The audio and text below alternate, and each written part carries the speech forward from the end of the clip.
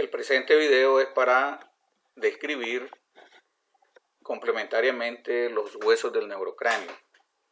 Hay un primer video en que hemos descrito al hueso frontal, al etmoide y al efenoide, tres huesos impares que se encuentran en la región media y anterior del neurocráneo. Ya hemos descrito los conceptos de neurocráneo y de viscerocráneo, cráneo facial. El neurocráneo, pues son todos los huesos que al articularse forman la bóveda craneana que protege a las meninges y el encéfalo. El cráneo facial son todos los huesos que al articularse forman el esqueleto de la cara o viscerocráneo. Hoy vamos a describir, para complementar el video anterior, vamos a describir a los huesos temporales, al occipital y a los parietales. Temporales y parietales son huesos pares. Observamos aquí el hueso temporal, se encuentra ubicado en la porción media de la base del cráneo. Forma gran parte de lo que se conoce como fosa temporal, en la que se origina el músculo temporal, que es el músculo más desarrollado, los músculos masticadores. El temporal está compuesto por una porción escamosa, una porción petrosa y una porción timpánica. La porción escamosa del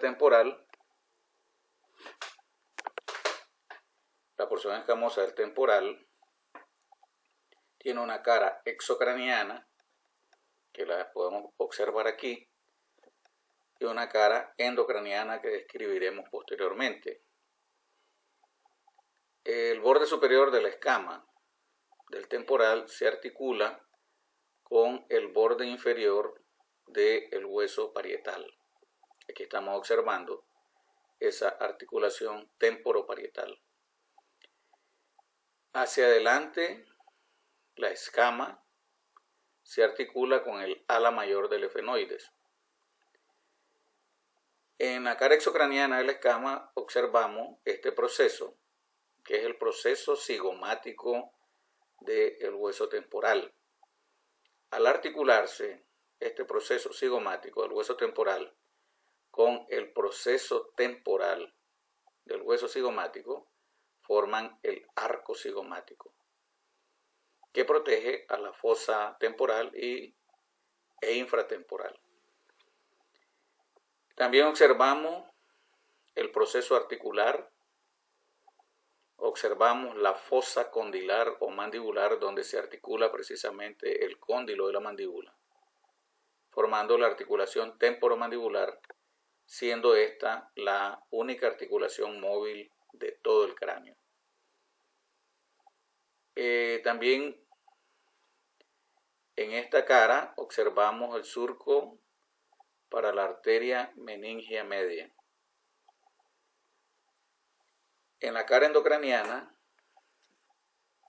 de la escama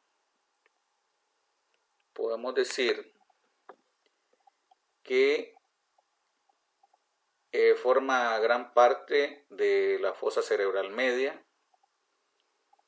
Observamos una ranura que sirve de unión entre la porción escamosa y la cara anterior de la porción petrosa, llamada ranura petroescamosa. En esta cara se observa el surco para la arteria meningia media. Aquí observamos con más claridad la ranura o sutura petroescamosa. Esto sería la cara endocraniana de la escama del hueso temporal.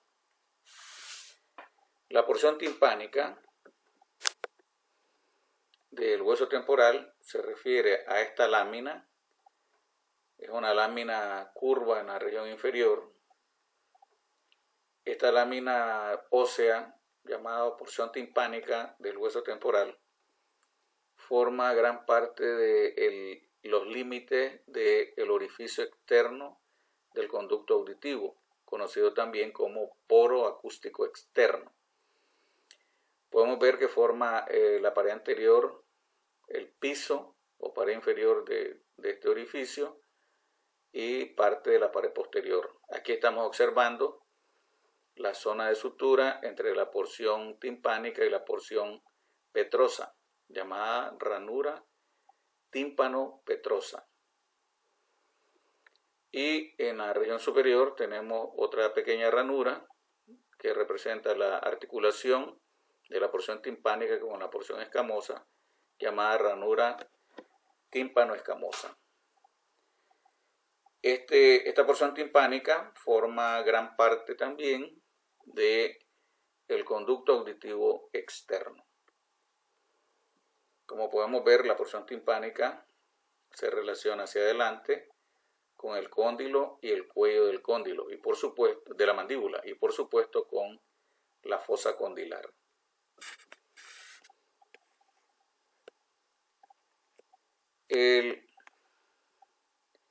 La porción petrosa tiene forma de pirámide triangular con la base dirigida hacia atrás y hacia afuera, formándose en la base el proceso mastoideo. Este proceso mastoideo se puede tocar en anatomía de superficie, se puede tocar fácilmente por detrás del pabellón auricular. Esa masa ósea que se palpa por detrás del pabellón auricular se trata del proceso mastoideo ubicado en la base de la porción petrosa. Han comparado a la porción petrosa con una pirámide triangular, por eso describimos una base que es donde está ubicado el proceso mastoideo, describimos un vértice y tres caras. Estas tres caras de la porción petrosa, dos son endocranianas, que son la cara anterior y posterior, y una cara es exocraniana, que se observa en la cara inferior de la base del cráneo. Sería la cara inferior de la porción petrosa, que forma más o menos la porción central de la cara inferior de la base del cráneo. Separando estas caras tenemos los bordes. Como se trata de una pirámide triangular, tendríamos también tres bordes, además de las tres caras. Y estos bordes son borde anterior, borde posterior y borde superior. El borde anterior es el que se articula con el ala mayor del efenoides. El borde posterior se articula con el occipital. Y el borde superior es un borde libre, no se articula con ningún otro hueso. Y en él se encuentra el surco del seno petroso superior. La importancia de la porción petrosa es que en el interior de ella se encuentran las estructuras delicadas, periféricas del órgano de la audición y el órgano del equilibrio. También a través de la porción petrosa discurre el nervio facial o séptimo par craneal, acompañado de fibras vegetativas que acompañan al nervio facial. El temporal reviste, por tanto, una gran importancia. Hemos dicho que forma la única articulación móvil al articularse con la mandíbula, articulación importantísima para el proceso de masticación. Y también tenemos que el temporal forma parte de la fosa cerebral media y la fosa cerebral posterior. vamos a localizar los detalles de las dos caras endocranianas de la porción petrosa. Aquí tenemos, este es el borde superior de la porción petrosa, donde se encuentra el surco del seno petroso superior. Aquí estamos observando el surco para el seno petroso inferior, que se ubica exactamente en la articulación del borde posterior de la porción petrosa con el borde lateral de la porción basilar del occipital. En esta cara endocraniana tenemos la cara anterior de la porción petrosa y la cara posterior. En la cara anterior podemos observar ahí dos surcos con sus respectivos agujeros que se ubican en este nivel, que son el agujero petroso superficial mayor con su respectivo surco, el surco petroso superficial mayor, el agujero petroso superficial menor con su respectivo surco, el surco petroso superficial menor. Hacia la zona lateral de esta cara tenemos el techo del tímpano, que es la zona más lateral de la cara anterior de la porción petrosa. Luego tenemos una elevación llamada eminencia arqueada o eminencia arcuata.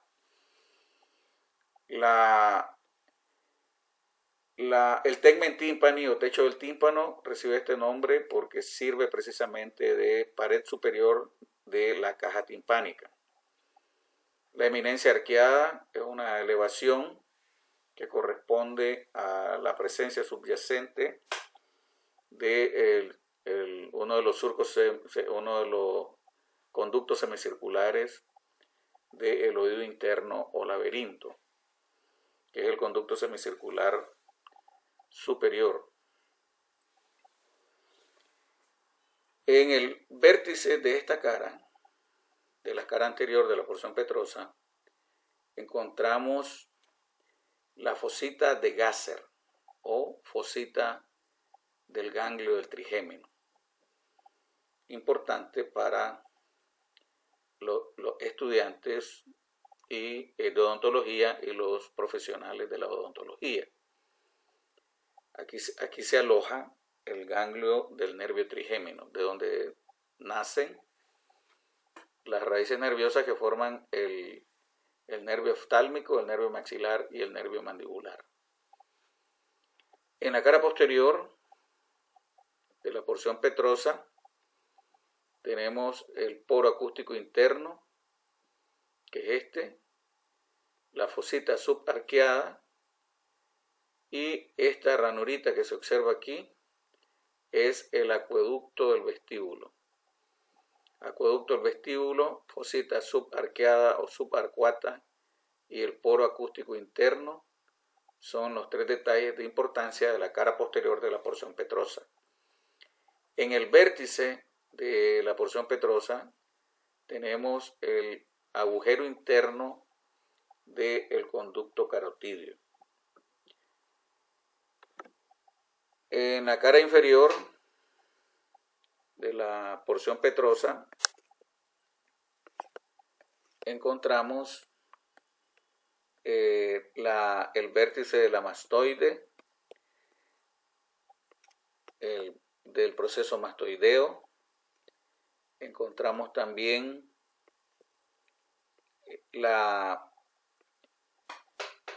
el proceso estiloideo,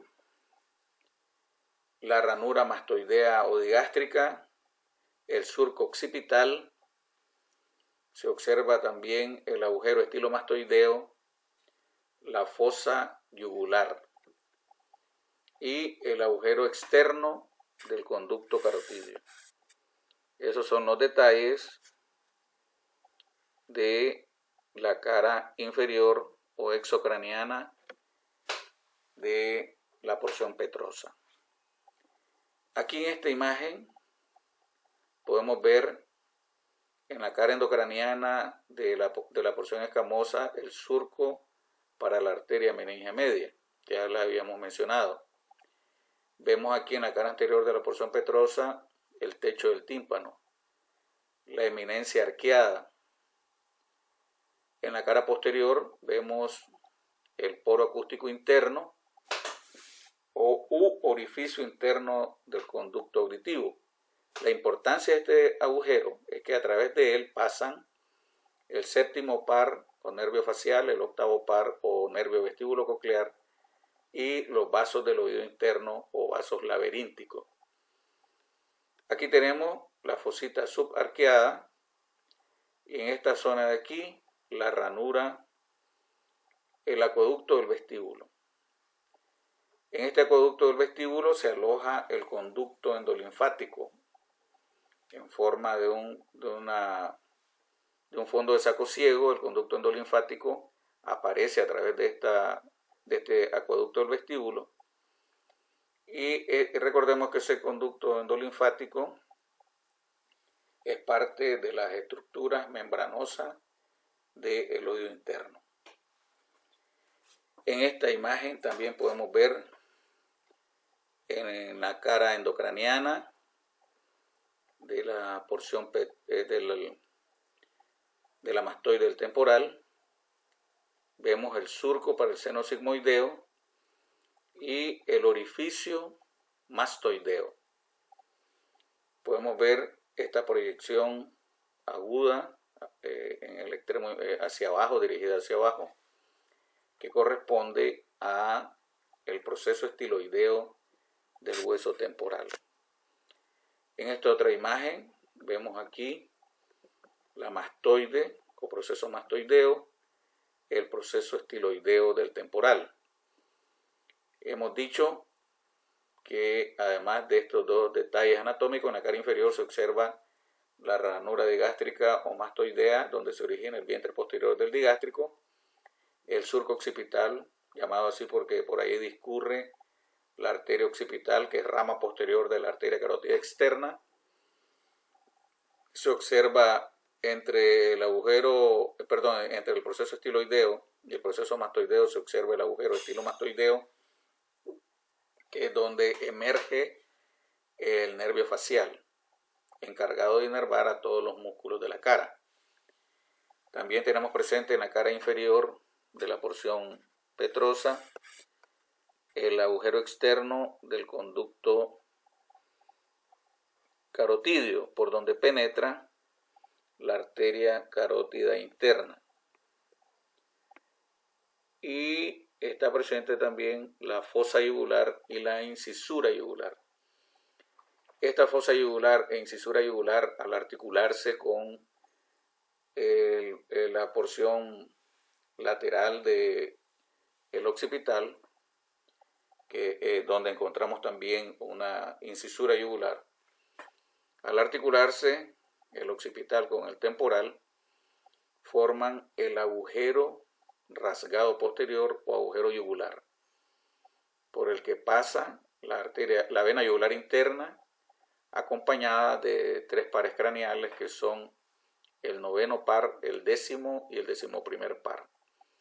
El noveno par es el nervio glosofaríngeo, el décimo par es el nervio vago neumogástrico, y el décimo primer par es el nervio espinal o nervio accesorio.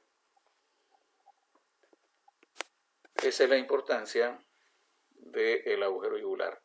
Debemos de entender, por tanto, que el agujero yugular no es un detalle exclusivo del hueso temporal ni del hueso occipital, sino más bien este agujero yugular o rasgado posterior se forma por la articulación de estos dos huesos, temporal y occipital. Eso es lo que tenemos en la descripción del hueso temporal.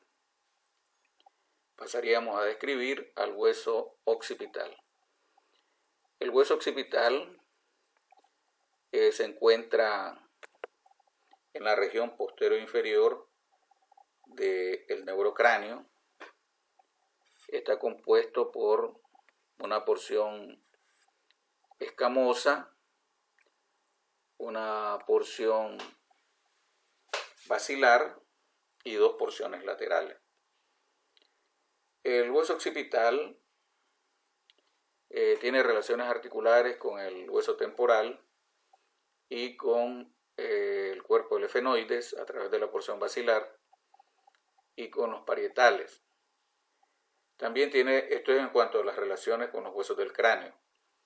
El occipital es el que se articula con la primera vértebra cervical, que es el atlas, y forman la articulación atlanto-occipital, que es la que garantiza la flexión y extensión del cráneo. Y al articularse el occipital con el atlas con el axis, forman la articulación atlanto-axial, que es la que garantiza los movimientos de rotación del cráneo. Entonces tenemos las relaciones articulares estrictamente del occipital. El occipital se articula a través de la escama con los parietales, se articula por la porción basilar con el hueso temporal, también con la porción basilar se articula con el cuerpo del efenoides, la cara posterior del cuerpo del efenoides, y a través de los cóndilos del occipital se articula con las masas del hueso atlas o primera vértebra cervical. Estas 4 porciones del occipital, la porción escamosa, la porción basilar y las 2 porciones laterales, se encuentran rodeando al agujero más grande que tenemos en la base del cráneo, que es el agujero magno del occipital. El occipital forma parte de la fosa cerebral posterior, donde se aloja el lóbulo occipital en estas fosas que tenemos aquí, los hemisferios del cerebelo y el tallo cerebral. Veremos la descripción de la cara exocraniana de la escama del occipital. Como podemos ver, la escama del occipital se encuentra por detrás del agujero magno del occipital. Este agujero magno reviste gran importancia, a través de él pasa la médula espinal. Realmente representa el nivel del agujero magno el límite entre el extremo inferior del bulbo y el extremo superior de la médula espinal. También pasa, se alojan las meninges, las arterias vertebrales, las arterias espinales anterior y posterior, la rama espinal del 11º par craneal. Esos son los elementos que atraviesan el agujero magno del occipital. Volviendo a la descripción de los detalles de la cara exocraniana de la escama del occipital, debemos de recordar que las escamas en el neurocráneo son huesos de cubierta y tienen una superficie exocraniana convexa, que sería esta, para el caso de la escama del occipital, y una cara endocraniana cóncava. En esta cara, en el occipital, tenemos la cresta occipital externa, la tuberosidad occipital externa, que sería esta. A ambos lados de esta tuberosidad occipital externa tenemos la línea nucal superior o línea occipital superior. Y a nivel del punto medio de la cresta occipital externa se encuentran presentes la línea nucal o línea occipital inferior. La cresta occipital externa se proyecta de la protuberancia occipital externa hasta el borde posterior del agujero magno. Esto, por tanto, es la cresta occipital externa. El borde superior de la escama se articula con los huesos parietales, formando la sutura lambdoidea. La cara endocraniana del occipital es cóncava. Aquí tenemos el borde superior, ¿verdad?, de la escama, que es la que se articula con los parietales, con los bordes posteriores de los parietales. Aquí estamos viendo el agujero magno, por delante del agujero magno la porción basilar, y a ambos lados del agujero magno las porciones laterales compuestas por los cóndilos del occipital y los procesos yugulares. Este es un proceso yugular, este es otro proceso yugular. En esta cara endocraniana de la escama vemos una formación que, producto del conjunto presente aquí de surcos y crestas, adopta una tuberosidad, adopta la forma de cruz, una especie de cruz, ¿verdad? Esta es la protuberancia occipital interna, y a partir de esta protuberancia hacia el borde posterior del agujero magno tenemos la presencia de la cresta occipital interna. Podemos observar que a ambos lados de la cresta occipital interna tenemos presente las fosas cerebelosas o cerebelares, llamadas así porque en ellas descansan los hemisferios del cerebelo. Luego, hacia arriba de la protuberancia occipital interna tenemos la porción terminal del surco para el seno sagital superior, llamado así porque ahí se aloja el seno sagital superior precisamente, o seno longitudinal superior. A ambos lados de este surco tenemos presente las fosas cerebrales, donde se alojan los lóbulos occipitales del cerebro. A ambos lados de la protuberancia occipital externa tenemos la presencia de los surcos para los senos transversos. Surco para los senos transversos ubicados a ambos lados de la protuberancia occipital interna. Esos son los detalles de la cara endocraniana de la escama. Luego tendríamos que describir la porción basilar y las porciones laterales. La porción basilar está ubicada por delante del agujero magno. Esta es la porción basilar del occipital. Tiene una cara inferior que sería esta. En la cara inferior de la porción basilar tenemos presente en el centro el tubérculo faríngeo, que es donde se fija, en esta superficie se fija el techo de la faringe. Por eso este pequeño tubérculo recibe el nombre de tubérculo faríngeo.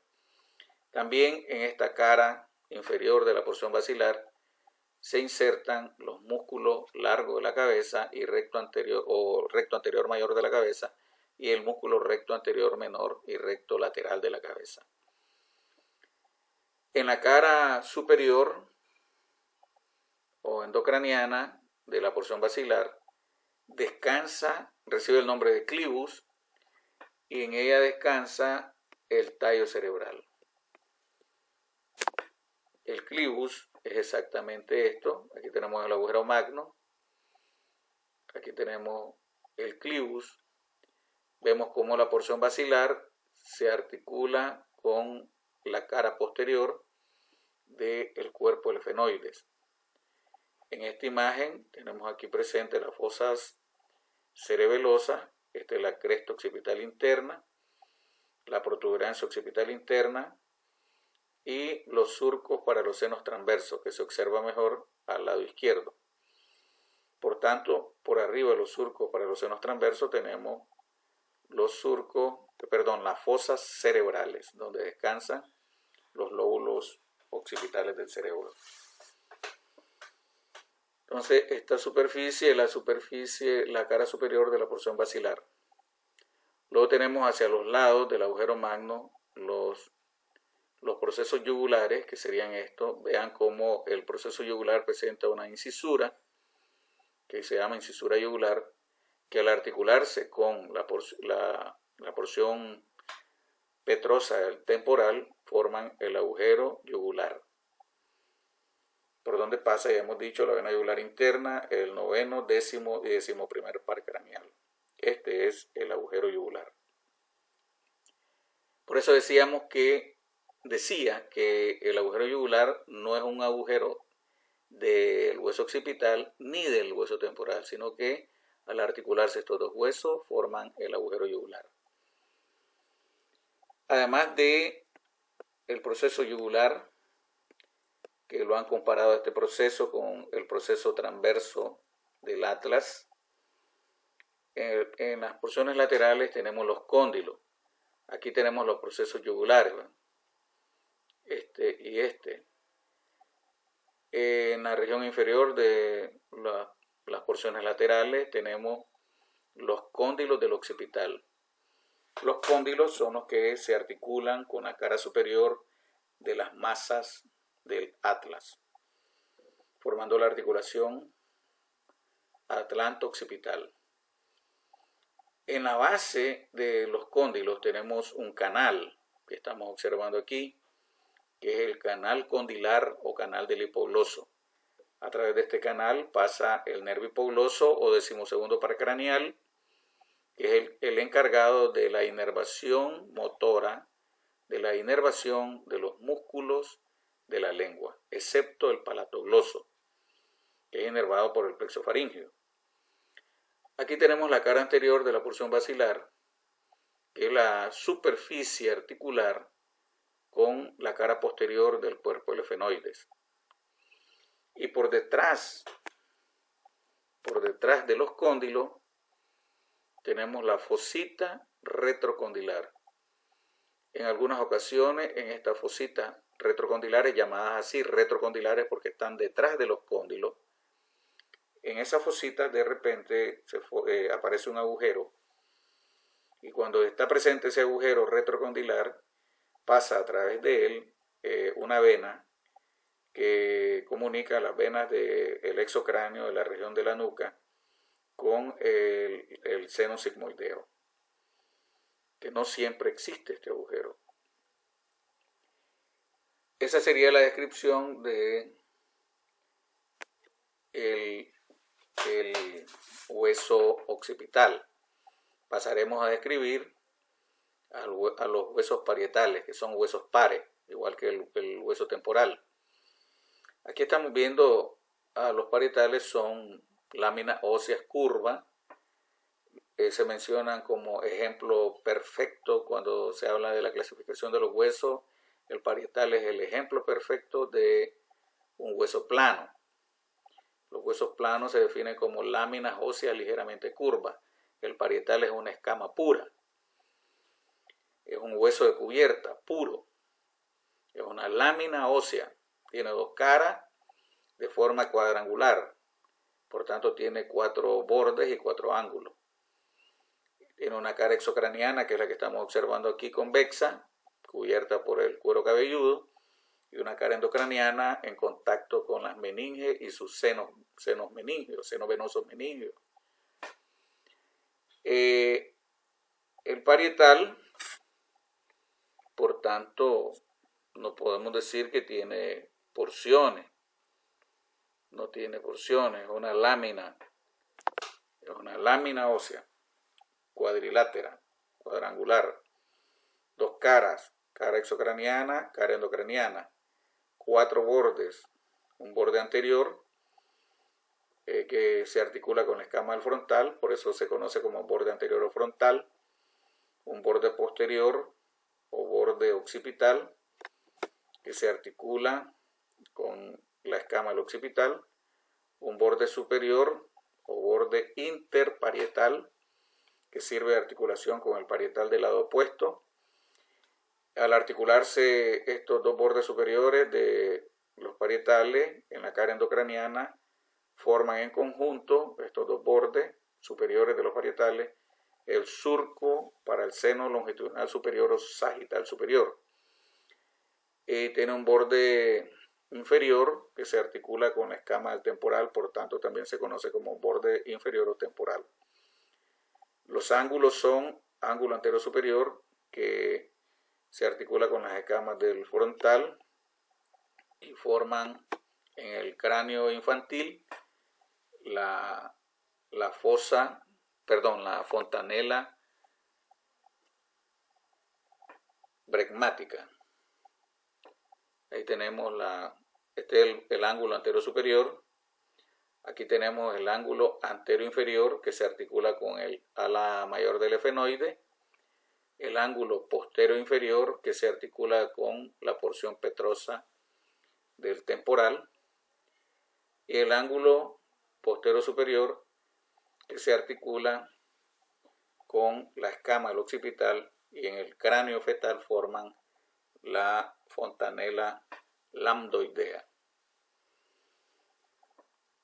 Vamos a ver el occipital en una vista superior. Aquí vemos el borde anterior que se articula, este es el borde anterior de los parietales que se articula con la escama del frontal, formando la sutura coronal. Este es el borde superior de los parietales o interparietal. En la cara exocraniana vemos el agujero parietal. En esta cara exocraniana vemos dos líneas temporales. Esta es la línea temporal superior y esta es la línea temporal inferior. En la línea temporal superior se origina la aponeurosis del músculo temporal y en la línea temporal inferior, a partir de esta línea y en toda esta superficie, se originan las fibras musculares del músculo temporal. Este es el borde posterior u occipital que se articula con la escama del occipital. En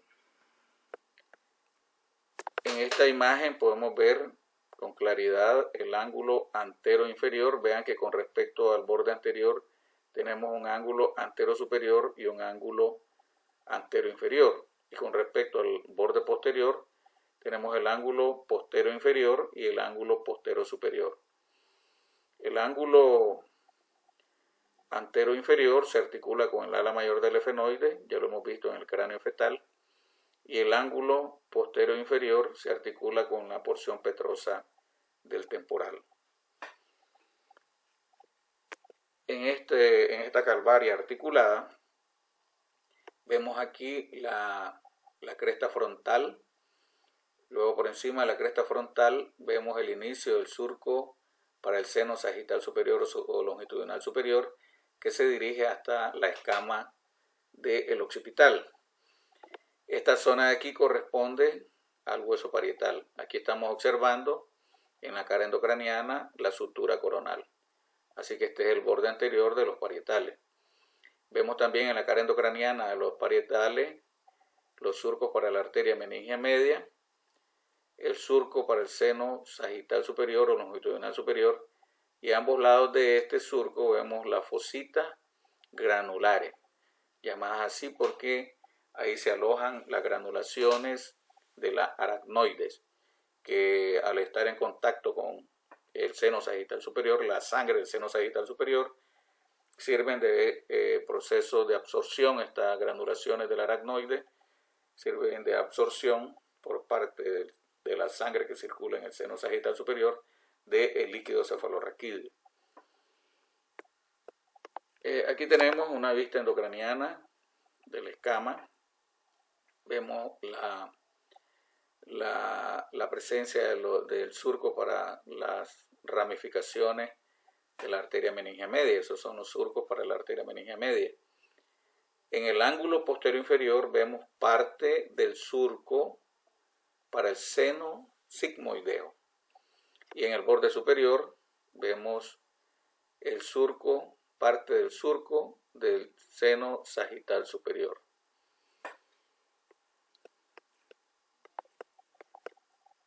Eso sería, vamos a ver en esta imagen el parietal. Aquí tendríamos la línea temporal superior, donde hemos dicho que se origina la aponeurosis del músculo temporal, la aponeurosis que cubre el músculo temporal, ¿va? Y esta es la línea curva temporal inferior, donde se inician las fibras del músculo temporal, que sabemos que tiene origen a en prácticamente toda el área que corresponde a la formación de la fosa temporal. Así que esto es lo que se describe del hueso parietal: un hueso de cubierta puro, una lámina ósea curva con una cara exocraniana, tiene forma cuadrangular o cuadrilátera. Esto nos permite entender que se describen 4 bordes: borde anterior del parietal, borde inferior, borde posterior y el borde superior o interparietal. Tiene como lámina ósea, tiene 2 caras, la cara exocraniana y la cara endocraniana. Hasta aquí la descripción de este hueso. Ya hemos señalado, ¿verdad?, que en la cara exocraniana se observa el agujero parietal. Lo tenemos aquí cerca del borde superior o borde interparietal. Ahí tenemos el agujero parietal, que a través de él discurre una vena emisaria que comunica las venas del cuero cabelludo con la sangre venosa del seno sagital superior. Gracias.